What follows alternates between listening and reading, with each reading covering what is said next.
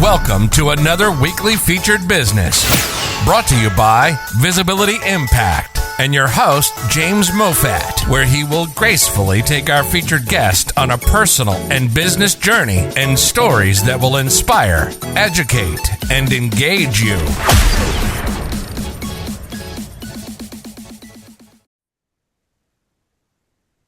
Hello, welcome to another Friday featured business brought to you by Visibility Impact and your host, myself, James Moffat. Today we have our 157th guest, James Bateman.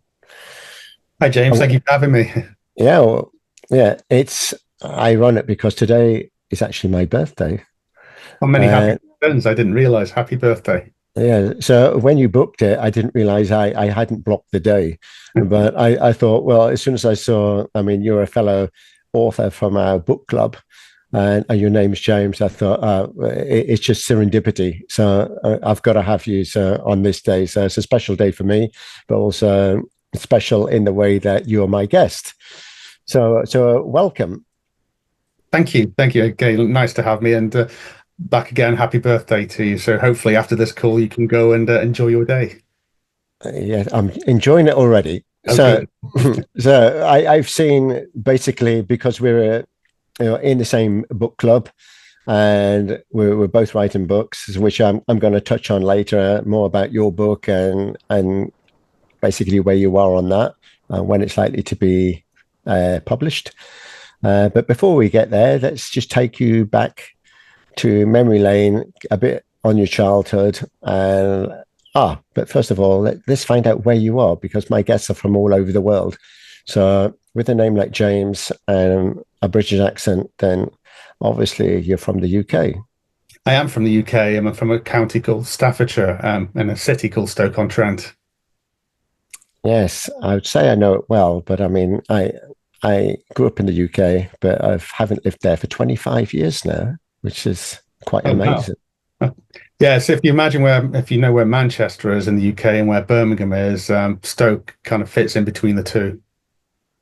Excellent. I think I must have passed through many times on my way between England and Scotland. And anyway, so you were born there. I was born there, yes. I did spend a little bit of time in a place called Maidenhead, which is in the south of the UK, not too far from London. We moved there when I was, I think, 7 or 8 years old, and back again when I was 11 years old. My father had a job in the south, and we had to move as a result of that. Looking back now as an adult, it was only 3 or 4 years of my life. But actually, they were kind of impactful because I met some good friends down there. I enjoyed my time down there. And it seems longer than it actually was, but there's some influences, I would say, in terms of accents and things by living in Maidenhead. For example, people in Stoke tend to say book instead of book, but I picked up the lingo of book from living down there, thankfully. Yes. Did you ever have any desires to go back there? No desires, I suppose, as such. I did keep in touch with a friend down there, my best friend at the time, and we've kept in touch for many years afterwards. But slowly, as we approached late teens, adulthood, we drifted apart, and I haven't spoken to them for some time. But I do have fond memories of down there. And actually, when I worked at Microsoft previously, they had an office in Reading. I bypassed Maidenhead on the way there. I thought, I wonder if I can find my old house I hadn't seen for many years, and drove around and found it. So did bring back some pangs of nostalgia by going there. But I'm kind of happy and settled here. My children live here, and they went to school here, and they have friends here. So we just settled here. Excellent. I know what it's like. I've had many trips back to the UK and gone back to places where I used to live, and as a child, you think it's a big place and the streets are long and never ending. But when you go back as an adult, you think, wow, this is quite small. And it's a completely different image that you pictured in your mind. Definitely, yeah. And the house, which I thought was was a big house. I had me and my 2 brothers in, my parents. I looked and thought, wow, we lived in there. It looks smaller than I remember. And it's like, I wonder how we didn't get under each other's feet. Yeah, but it's nice. It's nice because I mean, also with my kids, they weren't born. I mean, I have three. They weren't born in the UK, so when we go back there, they like to kind of follow the path of where I've lived and the places that I've been. And we did a tour of the UK starting on the south coast and ended up in Scotland, and that they loved it. Although they've never lived there, they could feel it because obviously their dad's from there, and I talk a lot about it. That's a hell of a drive, though, isn't it, from the south coast to Scotland? But to do so, they'll obviously see the various different cultures and various different accents along the way. So, it's going on holiday and going abroad is fantastic things to do. But I still think there's a lot of beauty in our our native UK. There's a lot of places to see, and bringing your children back there, I bet they love the various sort of sceneries and the landscapes that you can see. Yes, I mean we loved it. I mean I could talk all day about this, but it's not about me; it's about you. So I mean, let's kind of switch back to you. So I see you've got some artwork behind you. So I guess that's your kids. Yes, it is. My kids' artwork. It was from many years ago. The one over there was my daughter, and the one opposite was my daughter. And I think if I move out of the way slightly, you can see that this one is an artwork of Stoke-on-Trent with some pot kilns and plot banks and things that my children drew. They are older now, so that these drawings must be like 10, 15 years old. But they Wow. held some fun memories, so I keep them in my office. So how old are your kids now? My daughter's 25 and my son's Tw 20. Wow, I was thinking you were going to like say like 10 or 15 or something. Or... No, no, older now, and so that this when my daughter was, I'd imagine she was probably only 4 or 5 years old when she drew that, and then a little bit older, the pot bank one when she was a little bit older. But yeah, kind of try and keep hold of childhood, but they obviously do grow up. But it's good to keep these little reminders. Yeah, I was expecting 1 minute like the door would open and a little kid come rushing through the door. Well, the little kid at the moment is my dog. She sat down there sleeping. I won't wake her up, but we can dog and two cats as well. So you're an animal man. I do like animals, yes, yeah. I think like my children love animals. My wife loves animals as well. So we had a point of having 3 or 4 cats and a couple of dogs, and you kind of think, yeah, we need to draw a line in it somewhere. But yeah, we do love animals. Yeah, likewise. I mean, we have a cat, and I mean, when we relocated, because we were in Switzerland and we moved to Portugal, when we relocated, we drove. So we had 3 kids and a cat in the car for Oh, three wow. days. So you can imagine that. But I Yeah. mean, that was an adventure and probably worthy of a book as well. I was going to say, yeah, you could maybe call it that. 3 kids and a cat goes traveling. 3 kids and a cat, 3 days in the car. Yeah. Yeah.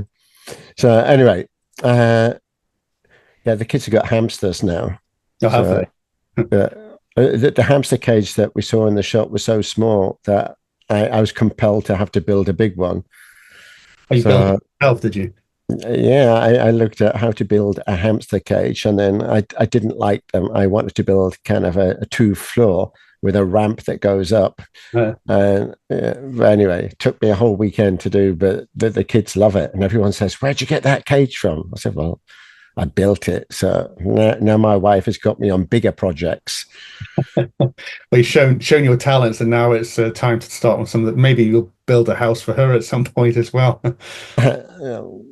Well, yeah, I wouldn't say never. I mean, Yeah, why not? Yeah. I did build an extension on my mum's bungalow Did you? Okay. many years ago. Man of many Uh, talents. well, I was going to say the jack of all trades, but then you'd probably say the master of none. So, Man of many talents goes better, I think. yeah, exactly. Anyway, so you're, yeah, yeah. Just going back. I mean, do you have siblings also? Yeah, I have well, I had 2 brothers, 2 younger brothers. One of them unfortunately passed away. Will actually be the 10-year anniversary next year that of him passing away. But yeah, it's we had actually 10 years, 2015, sorry, yeah, 10 years it would have been 2015. So wow, the time does go just go very quickly. But both younger brothers, both had similar interests in me when I was growing up as well. So it was good to have them. They probably didn't appreciate it so much when we were all younger and kids, getting them to play the games of that, together, and all imaginary games running around outside and things. But we all enjoyed computer gaming and things as well. So, and I still go online with my younger brother now, playing a few games. It's a great way to keep in touch, a great way to relax, and also a good opportunity to speak with him as well. Yeah, I'm sorry to hear about your brother. We won't dwell on that because I know you shared the story with me already. So, but I mean, you mentioned about kind of childhood things. What sort of things did you do kind of as kids? I mean, you mentioned gaming. I mean, what were the games then in your day? Well, the computer games back in the day were things like, casting my mind back to things like the ZX Spectrum and Atari ST and things like that. But we also enjoyed playing games outside. I remember as a kid, and my children had to suffer this. They had to watch this as well. But I used to love Indiana Jones and things like that. So I'd be playing, outside with a makeshift whip that you try and dangle onto a tree and swing from and things. So probably things I wouldn't want to encourage my kids to do for the obvious reasons of being dangerous and things. But it was, back then, and I'm sure kids still do, but using a lot of imagination as you're playing outside and things. And it was enjoyable. So I think if you get a balance of outside play and, educating your mind and things with using your imagination, then balance it out with playing computer games and things like that. Yeah, well, actually, you said the key word, imagination. So imagine, I think as kids, we were born with imagination and creativity. It's only kind of through indoctrination or too much of one thing, and then kids kind of switch off and they stop using their own mind. But I mean, leave kids, I mean, similar to you, I mean, although I think I was a generation before you, we didn't have computer games. I mean, the very first one I remember was, I think, a game called Breakout, which was like kind of a white bar that went across the bottom of the screen and these bricks, and you had to like bounce the ball onto them. Yeah, and then after that was Space Invaders, I think it was. But then I was never one for gaming. I was preferred to be outside playing football or something else. So, which is difficult now because having 3 young kids, I mean, with all the games and the influence and all the different devices you can game on, they all become addicted to it, and it's hard now to get them off it and to get them outside. So we're trying to restrict it as much as possible. And yeah, for me personally, I don't miss not having them. And I feel that, yeah, I had to use my imagination because the kids say, I'm bored, I don't know what to do. Yeah. I don't think I ever said that. I could always find something to do.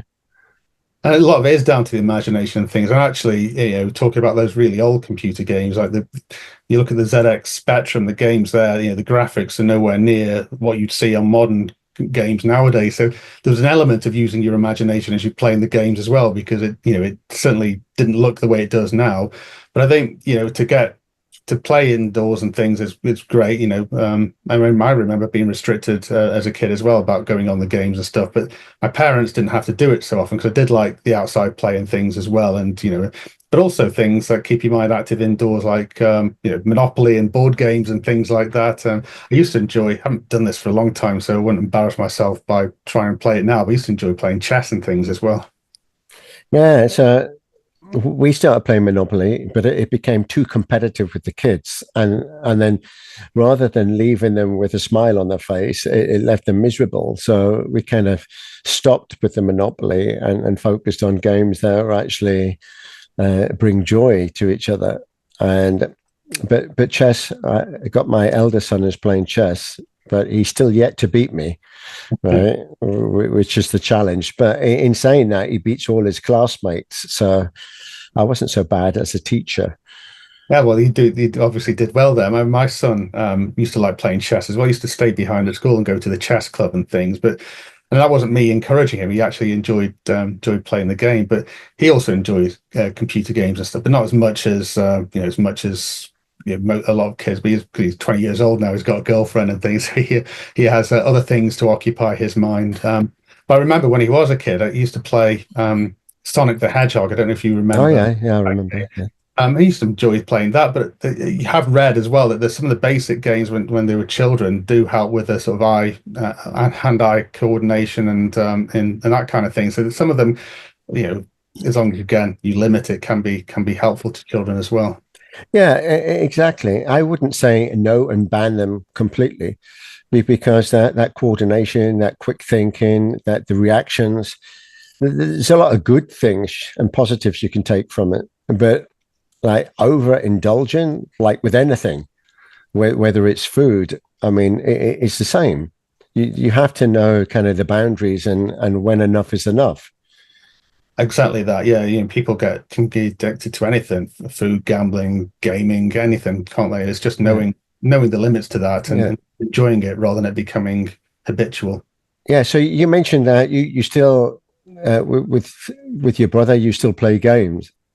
I do, yeah. So you can go online and things, and there's a few games that we play online, and actually you can see some of the people when you're online together and just having a chat away. Some of them, they're obviously kids from all over the world playing the same game, whether it be Call of Duty or whatever it might be, and you can see that some of them are exceptionally good at it and mustn't do anything else but play that. Well, I'm just going on for an hour or two, for 1 hour or two at a weekend, just have a chat with my brother and have a laugh with him. And but yeah, some people do tend to take some of these things seriously. But the trick is in the name, isn't it? I see it as a game, whereas some people see it as a sport. And I just think I enjoy it as a game and play it rarely and enjoy it with my brother. I enjoy the time with him.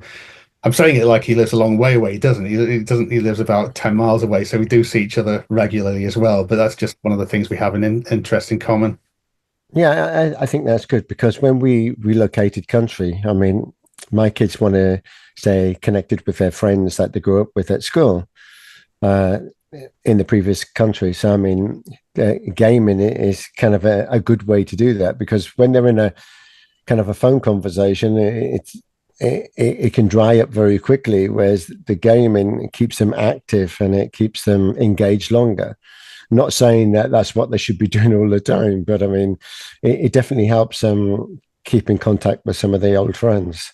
They've got an active interest playing it together, and they talk about the same thing that's online as well. So, I mean, my kids used to love Minecraft, for example, when they were younger. And that was kind of education as well. You can build worlds and things like that, and you can actually use Minecraft for things like, if they were interested in it, coding your own world. So you can go into the backgrounds of it and write computer code to build things. So some of these games are becoming merged with education as well.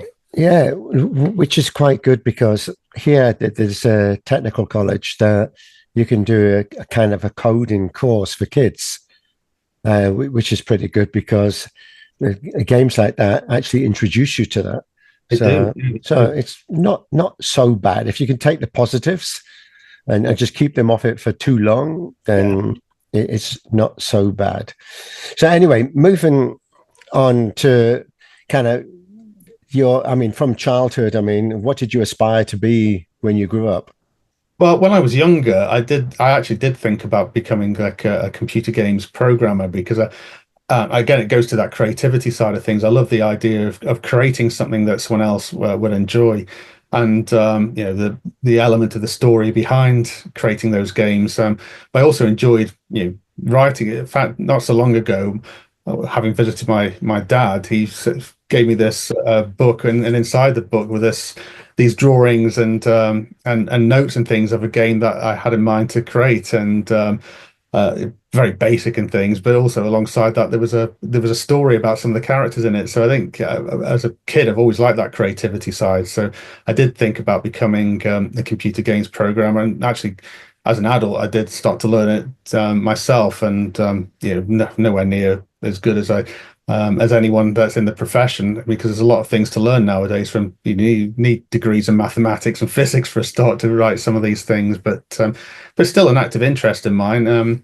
And I still enjoy playing some of these games that you enjoy. When you understand the amount of effort and work that's gone into it, you kind of respect that as well. But nowadays, if I look back, if I was 18 years old now, there's actually university courses out there where you can actually learn the art of writing computer games, which there wasn't available when I was a child. So I possibly would have, if I was that young now, I possibly would have gone down that route.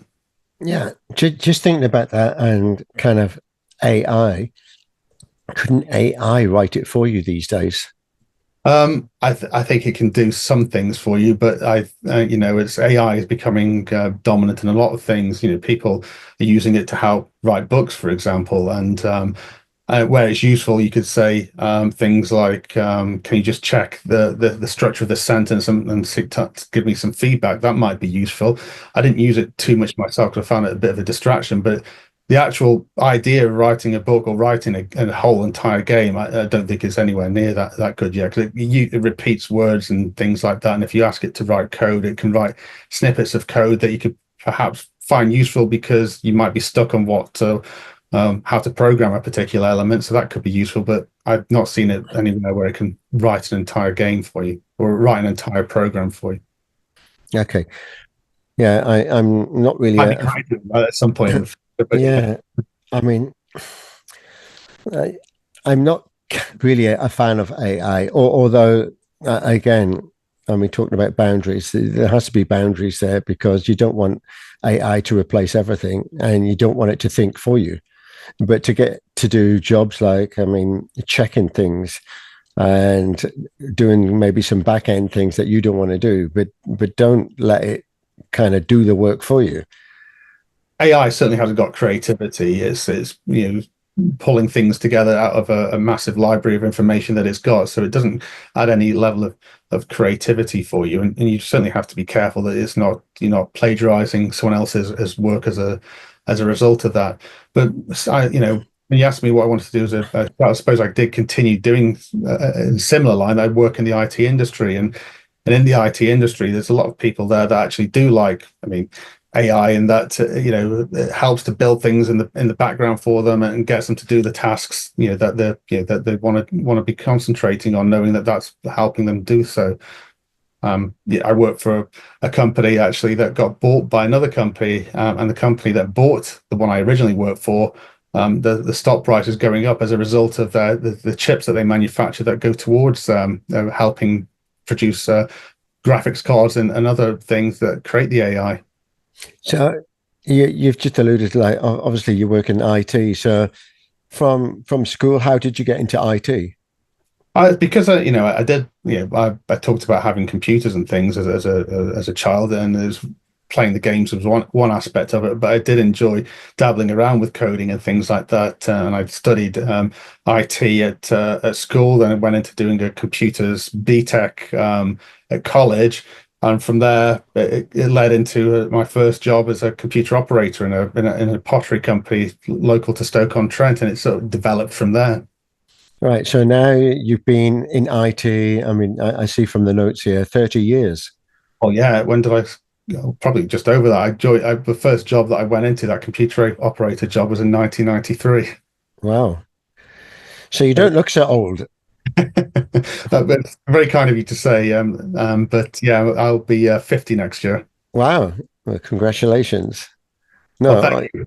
You don't look it. And when I hear people say that 30 years in an industry, I'm expecting like some older person, but you've weathered well. Thank you. That's probably the result of having a nice wife that looks after me. Yes. And still kind of the childhood pictures on the wall makes you feel young. It does. I've got a wallet. I haven't got it on me, but my wallet still has pictures of my children when they were children. So it's, I guess a lot of it's just clinging to, well, not clinging to the past. I just, it warms my heart when I see it. Yeah, but you're not a granddad yet. Well, my wife has, we say I've got two children. I'm talking about that as if my own children, but my wife had a child previously, and he's in his 30s, and he's got children. So you could say that I am a granddad in that, I see him as my own child as well. Wow. Oh, so congratulations. Thank you. Trying to think how old my dad was when he had grandkids. My daughter's 25, and I was 24 when she was born. So he would have been approaching 50 when he had his first grandchild. Wow. So tell me, like, you have a day off today because it's Friday? I don't. I am working from home, so I'm kind of managing my lunch around this. Okay, well, we don't have to say it's Friday. Maybe cut that bit out. Right. Okay. So, yeah, I want to find out now about, because we talked at the beginning about being an author, or you've written any books before? Is this the first one? This is the first one I've written, and it was an idea that I came across many years ago, but sat dormant for a while, and it's taken the best part of 2 years since I revisited it to get to the stage of now getting the process of publishing it. Okay, so tell us about the book, the title. I guess you got the title and everything, and what's it about? The book is called Savior of Lost Souls, and it's going to be part of a series of books in a series that I'm calling Retribution. And the book is about. I'll tell you a little bit about the history of where it came from, and it helps me to then introduce what the book is about. But the idea of this book came about 2011, 2012, around that time. I wrote it as a comic book script. It sat there because I, at the time, couldn't find an illustrator to help me to get the vision to life. But the concept of the book came about from hearing awful things that are happening in the world, news reports, watching TV, and hearing things about evil people out there harming, killing children, innocent people. It always bothered me, that did. I had young children at the time, but regardless of that, however old I was, with or without children, I think there's no place in the world for cruelty and evil like that. And I just thought, actually, I wish there was a way of this has happened, but what if there's a way of going back to the time and place to prevent it from happening, and then let that child, that person, continue their life as it should have been, and bestowing retribution to the person that originally committed that atrocity. And I thought, well, obviously there's nothing I can do. I can't do that. But it came about as an idea of a story where this being, this God like character, lives in a realm of purgatory, where these souls that believe that they should have continued their life, they don't go to the fictional realm that I've created for heaven. They don't go to the fictional realm I created for hell. They go into this purgatory realm. And there's a lot of these souls around, and the God there, the name of him is Lavek, and he sits and waits for a soul to connect. He hears all of these souls around him crying out for attention, but only one can pierce through at a time. And the one that screams the loudest, the one that resonates with him the loudest, creates this connection for him to be transformed back into the time and the place or thereabouts of where the crime happened. Now, he isn't an all-seeing, all-knowing God. He doesn't know who that person is that cried out to him. He doesn't know who committed the crime or what even the crime is. So he has flashes of that person, that soul's original memory entering his own mind. Only flashes of it. It's not like the entirety, flashes of memory. And it doesn't come in any particular sequential order. So he has to piece the puzzles together to almost play detective to figure out what happened to that person. Who is that person, and who is going to be the person that does them harm and tries to prevent it from happening. Keyword there is tries. That it's not a done deal. He has to try and prevent it from happening, and if he can, he offers the judgment and retribution to the person that did it originally. Very interesting. Thank you. Yeah. And was this triggered through, you talk about atrocities and things and murder of children, but anything in particular that was kind of that tipping point that you thought, right, this is it. I'm kind of had enough of all of this, and that stimulated kind of the writing of the book. Well, I think that it always bothered me seeing these things, and always, like everyone, every person that's out there doesn't want anything like that to happen. So, I'm sure you've seen things in the news and you think that's just awful. I wish that it hadn't happened. How can someone do that? And that's always been there. And I think that if I remember correctly, the one that sort of tipped over into creating a novel, would have been things like the Soho murders back in the UK, the two girls, and the guy who stood there in court crying, saying, I'll do what I can to help find the person who did this. And it was actually him that did it. I thought, how dare he? What kind of evil monster stand there knowing full well that they're the ones who committed that crime? How dare he? And it sort of made me think, oh, you know what, I wish there was something that someone could do. The justice just doesn't, the human justice just doesn't seem fitting for such an evil person. And that's what kind of tipped it over and got me to think about it. Just made me think about this character. What if this person that did this is not going through human justice, but what if he's not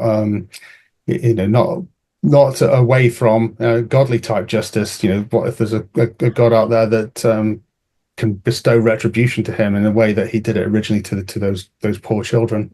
Yeah. So I'm not going to go into too much detail about the book because I want people to read the book, and I don't want to spoil the plot or anything either. But I mean, from what you've told me already, it's something that's very interesting, and yeah, I'd love to read as well. Particularly that you hear kind of more of these atrocities on a daily basis. I mean, not just with children. It'd be nice if something was actually done, because we're living in a world that is kind of upside down at the moment, and yeah, there's a lot of darkness, and if you can bring the light through a book, then that definitely helps. Yeah, it does. I mean, I set the book in, and for no reason really, but other than I like the era, but it was set in 1986. Where there's none of the social media that we know about nowadays around. So, there's things where the little girl in it, you touched on it earlier, that she's watching the news on the TV, but her parents say, "Come on, Sally, there's no place for little girls to watch the news. It's concentrate on the good things in life rather than looking at what's going on." And so I think when people read the book, I'd like them to take away is one, about karma, justice, retribution, whatever form that comes, but also the resilience of the human spirit, and how humans, even though there's a lot of evil in this world, we talked about it, there's also a lot of goodness. No, absolutely. And you're actually seeing a lot of goodness transpiring out of many different things. I mean, when I talk to people like you and the other authors in the publishing group, then it's great, because I think the underlying of everyone is the same. We all want kind of a reasonable standard of life and health, and that sense of security where we support and care for one another. And when you don't see that in daily life, it's difficult. But when you kind of get that glimmer of hope, when people do care, and you think, oh yeah, there is good in the world as well, and we've got to harness that and look after that, because it's not all doom and gloom, and we can always focus on that. And although there is a lot around at the moment, but there are, like you said, a lot of very good people around that are willing to help. 100%. As you say, I think it seems to be the human nature to look at the things that are going on and the doom and gloom, but actually to take a step back and admire the beauty of the world as well. You talked about going from the south coast of the UK up through into the north of Scotland. I'm sure you saw a lot of beauty and things along the way there as well. So that you just every now and again stop, take a breath, and have a look around you, and you do see it. Yeah, and just touching on that. I mean, you mentioned it must have been a long journey. It was a long journey, but we'd split it up. There was never more than 2 hours driving per day, because we stopped at different places all the way. And so it was easy. It was kind of a holiday traveling, but we noticed the different accents, the different types of people, the different varieties of food. And we went from kind of the south coast. We did every coast, basically. I mean, we did the south coast, like Pebbly Beaches in Brighton. Then we did the sea houses on the east coast. Then we crossed over to Ayr and did the west coast, and then further north. So we did a lot, and it was wonderful. I mean, even the kids tried to pick up the accents, and the ones that liked the most were actually with the Scottish accents, because they were really quite different. And because I was born in Scotland, it was easy to mimic. So it was funny. But you're right. We met wonderful, beautiful people the whole journey. So as you say, there are people out there. You gotta find them. Yes, exactly. And sometimes you don't have to look too hard, but it is going, wading through all of the badness and getting, don't get too bogged down by it and think about the good side. Okay, so with the book, where are you in the book at the moment? It's been written and going through the typesetting process at the moment. So it's gone through to a typesetter. They've formatted that with the right font and at the right size that the book will be printed at. I'm just gone through reading it through almost line by line again to make sure that there's no errors that I hadn't spotted previously, or nothing that had been introduced by the typesetter. So I've gone through that, provided some feedback. I'm expecting a revision of that through to me today, actually. So I'll go through it again over the weekend and just double check. Next stage will be getting a proof copy, reading through that, and then through into publication. I've actually put the ebook on Amazon pre-order for Kindle. So that's available to pre-order for hoping to get that launched on the 1st of November. That's certainly what I've put in as the launch date for the pre-order of the ebook. But what we want to try and do is get the print book on Amazon in advance of that ebook, so people can get hard copies. Well, it's not a hardback. It's a print, softback, but paperback rather. But people can get that, have a read through it, and hopefully post some reviews in advance of the Kindle book being released. Excellent. Wow, you're further forward than us at the moment. It's been a long time, but we got there. I mean, I told you that the original script was written in 2011 and 12, and just sat on the cloud for such a long time. Actually, it wasn't. If it wasn't for this person I ended up speaking to, there was an ex-colleague at Microsoft, a lady called Alison Sinclair. She left Microsoft and became a business coach. We happened to keep in touch, and I was speaking to her. She knew that Paul Prifty, the owner of Paul Smith Publishing, and introduced me to him. And that has been 2 years since originally being introduced to him, to get it from that comic book script through to an actual novel. Wow. Well, you've done good. Thank you. We've been 2 years, and we've finally got all the drafts finished, and we're doing the book cover now. It does. It takes longer than you think, doesn't it? People talk about, I want to write a book. I've got a story in me. Like, well, my advice is get that down. Use your creativity, get it down, get it onto paper. But I think the people that persevere, like yourself and others within the publishing mastery community, you can see the rewards of that, and the rewards being you've got your idea out and you've got it out into the world for people to read and hopefully enjoy. But the people that put the pen to paper and think this is hard work and give up obviously aren't the ones that will become authors. Exactly. I mean, it's good when there's a group. I mean, in the publishing mastery platform, I mean, there's around 200 authors, and at various different stages. And I mean, some have kind of started and neglected it, and like 7 years, I heard with some, I've come back to start writing it again. So, I mean, for some, it's a quick process. For others, it's the longest thing that they've ever tried to do. But at the end, as long as you have something for all that hard work, then that is the reward. Exactly that, yes. And having a community to help you to go through some of the tough times that you might face as you're writing it really helps. I was on a call early this morning with a fellow author with Jack Smith, and with a lady you interviewed not long ago with Wanda, and the feeling you get there is you read out snippets from your book, which I didn't do that today because I've been concentrating on the release of the first book, but ordinarily I go through some of the words I've got for the second one.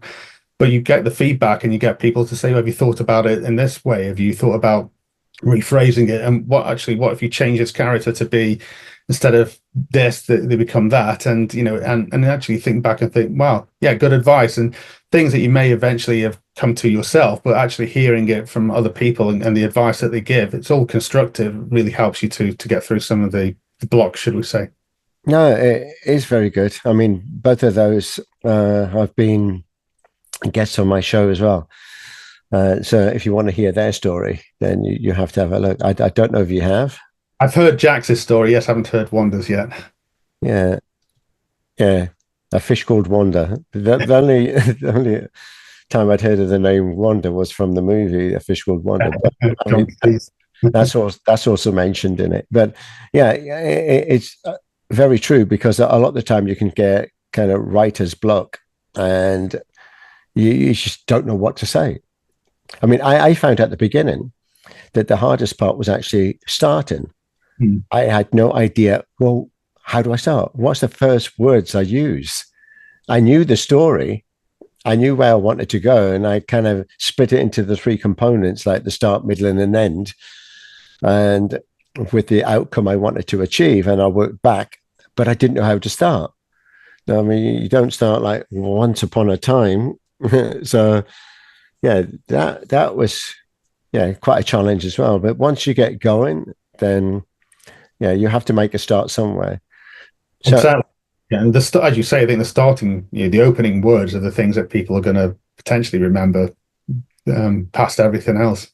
Yes, I mean, it's very good. I don't know if you've read my draft at all.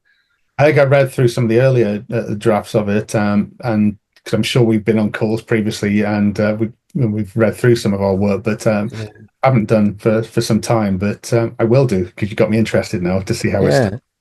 But it's very interesting. I mean, being for anyone out there that wants to be a writer, I mean, everybody is a writer. I mean, everybody's got the capability. It's just that sometimes you need a helping hand and some support on that journey. But it's not rocket science, and it's fun to do. And I encourage everybody. I mean, I keep saying to my mum, right, write her story, right? Because for my kids and the generations to come, I want kind of some legacy that people can remember. And I say, write it. And although she writes columns in newspapers and things, she doesn't write her story. And I think it's a great story to share. And I think everybody has great stories to share, and or do it this way in kind of a podcast, because it's something about you. It's personal, and it is part of your legacy. I agree. I mean, they do say that everyone has got a good story or a good book in them, and I think there's definitely truth to that. It's just not everyone puts pen to paper and creates it. But especially when you've got, as you know, so what a wonderful gift to your children if your mother sat down and wrote her memoirs of her life. It'd be great. Yeah, exactly. And I mean, we started doing bedtime storytelling.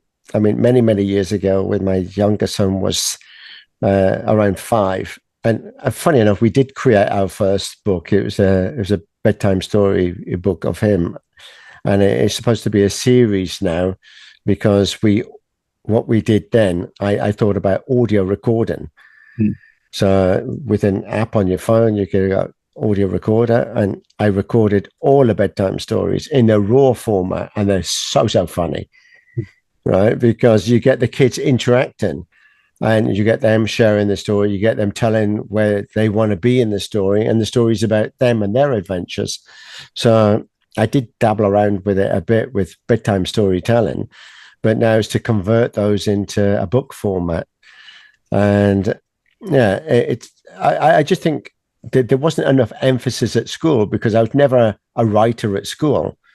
Although I don't know about you, but I used to write poetry, and I kept a diary, although I have no idea what I ever did with it. But it'd be great to look back and see what I used to write down now, but they're long gone, but which is quite sad.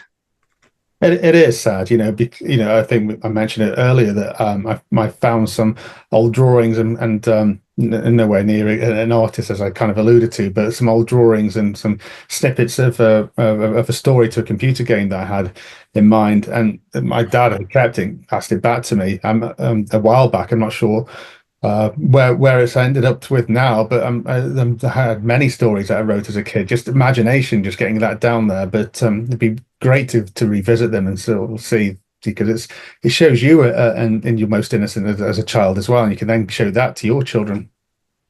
Yeah, and I think you mentioned about games as well. Did you have ideas of your own games? I mean, either a physical type board game or a computer game?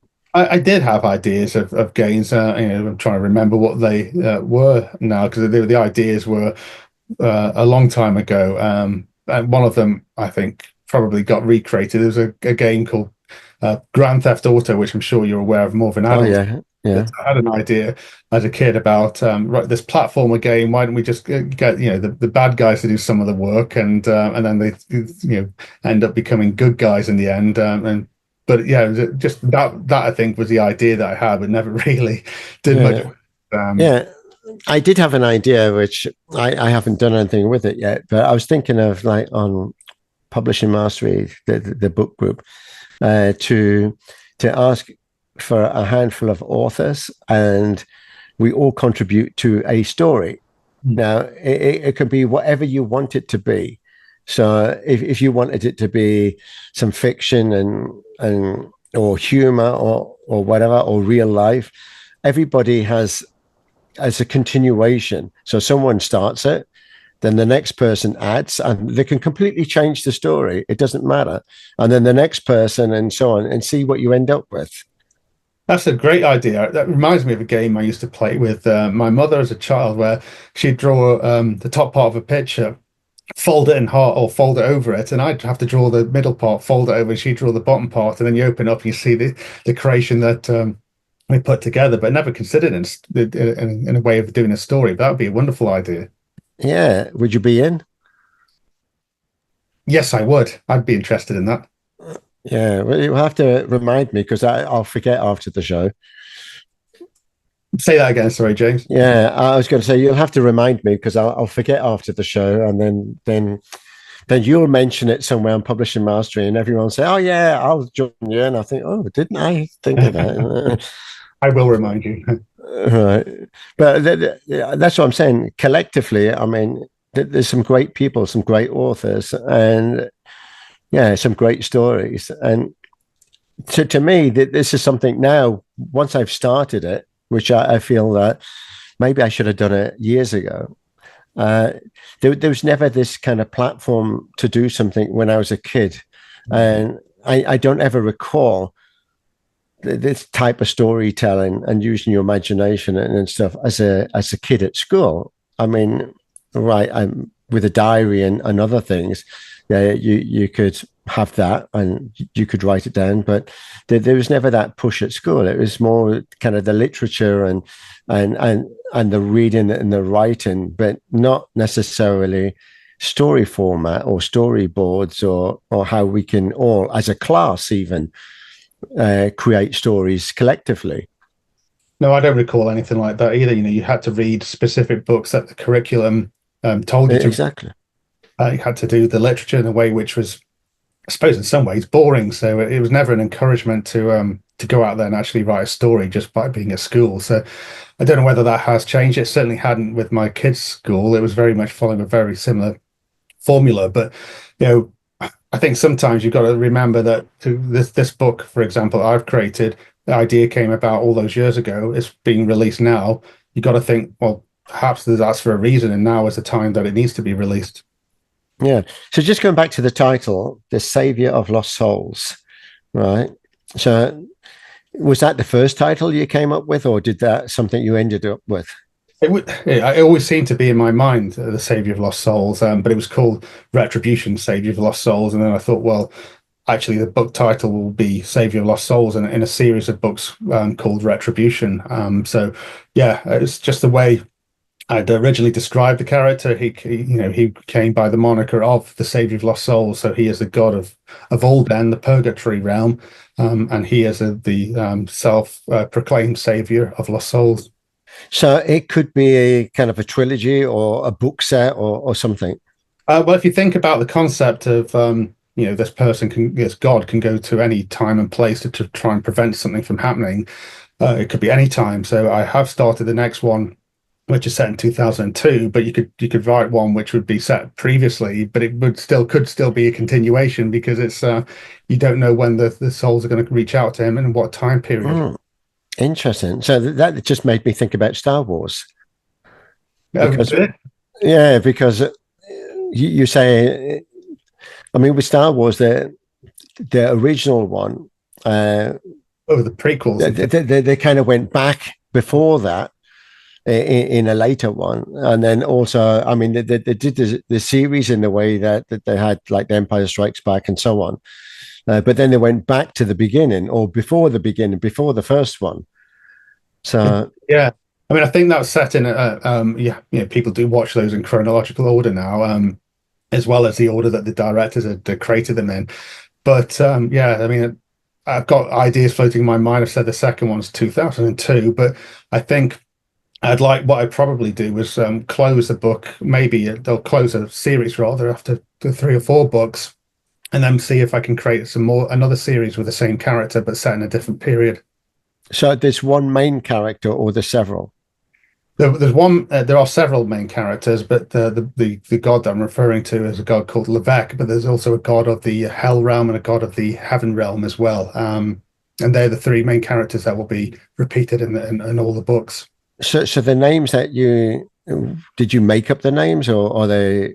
They are made up. Yeah, the figments of my imagination that probably came down as I was trying to write down, thinking, what can I call this person? And it just flashes into my mind. So the words, I mean, the names that you've used, did you look them up and see if there was any reference to them anywhere? I did do, yes, and I didn't find any reference to them. The name is Lavek, is the god of purgatory. The name Marin, I'm sure has been used before, but not in this context. But she is the god of, the goddess of the heaven realm. I've called 𝗙𝗙𝗛, and a guy called 𝗘𝗔𝗥 is the god of the hell realm. Right, and images in your mind of what they look like, you have that? I do, yes, and the images are kind of, if you imagine the dawn of civilization around the Middle East, Iran, Iraq, that sort of darker skin, darker hair. All right. So have you got anyone to visualize this? I mean, in an image format? Well, that is one thing that AI was useful for. I described Lavek, for example, and put it into like an AI generated artwork, and it came out with something which it looked like the person I wanted him to look like. I didn't use that artwork for the cover of the book, but I kind of described it to the person that illustrated the book. It was actually drawn by a very talented artist, a guy called Romain, and he drew it for me based on my descriptions. And I also showed him what the AI generated, and he didn't really copy the AI. He just did it in his own style, but it helped to sort of paint that picture. Oh, excellent. You have an image there that you can share? I do have an image, yes, actually. What I'll do, James, I'll send it to you afterwards, and we'll include it into this video. But I do have an image I can share with you. All right. Okay, then I'll insert it. Thank you. All right. So now, I mean, where you are now, I mean, with the book, when do you hope the book's going to be launched? Well, I've mentioned that the ebook I put in a 1st of November launch date for that, so it's on pre-order. I'm hoping to get the print book out a couple of weeks before that. Okay, and yeah, are these? I mean, just excuse my naivety. These are print on demand. With Amazon, it'll be print on demand, yes. And my long-term goal will be to see the popularity of it and try and get into sort of local bookstores throughout the world. So in the UK, for example, Waterstones, W.H. Smith, but you'd have to get some printed for them to store it, to sell them afterwards. So okay. How it transpires on Amazon first of all. Yeah, actually, I would like a copy of that, actually a signed hard copy. I've been willing and then I can. I mean, lots of my guests have written their book. I mean, I have had like kind of business coaches and all sorts of entrepreneurs and people, and they've written a book about kind of their journey, and I encourage them to send it so then I can help promote it as well. Yeah, I'm more than happy to do that. Thank you. Yeah. So we're just kind of going to wrap up now. So is there any kind of closing comments or words that you want to say for the audience? I think, for me, it was always a lifetime goal to try and get something out there in terms of, using my creativity, or creative mind. It became a story. It sat there for some time. I was encouraged to write it out again, which I did do. And I'm very pleased I did, because it's going to be published. So I suppose if you've got a goal, whatever that might be, being an author, if you wanted to do, you wanted to create something, your goal is to do whatever it is you've got in your mind, then don't never give up on your dreams, and persevere. There'll be times like I've had where I'm thinking, oh, this is just not going anywhere, or I'm stuck with something, but I persevere, push through it, and it's going to be released very soon. So never give up on your dreams. Yeah, beautiful. And your family, I mean, your wife and your kids, what do they think about this? Oh, they're very pleased. They can't wait for it to be released as well. And my wife has been very encouraging. She's been reading snippets of it and chapters, and she's been giving me. I've got a full-time job, and I've been doing this in my spare time. So she's been giving me the freedom to sort of crack on and get this done. So without her encouragement and the encouragement of our children, that possibly wouldn't have been where I am now. Has there been anyone in your life that's been kind of that inspiration that's kind of helped guide you along? I suppose my wife is certainly that inspiration to push things along, but also both of my brothers. But I'm thinking about my brother that passed away. He thinking about him and thinking about some of his dreams. He wanted to become a police officer, became a sergeant. He pursued his dreams, and seeing that has certainly helped me to sort of look at pursuing mine. So everyone's got the capability of doing it. They just got to believe in themselves. Exactly that. Yes. Okay. So how do people contact you? Well, they can contact. I've actually not particularly great at social media type things, but I've created a James R. Bateman author Facebook page, and I've got an Instagram page as well, so they can contact me via that, or I would guess via yourself, and I can certainly give my email address out there as well. Okay, excellent. So, James Bateman, you've been an absolutely wonderful guest, my 157th guest on a special day for both of us. Yes. So, yeah. I'm looking forward to your book, and I'll share the details and everything in the notes below. Perfect. Thank you, James, and thank you for having me. Yeah, you're welcome. Have a great weekend. Thank you. Wow. That was another featured business brought to you by Visibility Impact. If you'd like to be our next featured guest or learn how James Moffat can help you leverage on the art and power of interactive storytelling for your business, reach out and schedule a call now.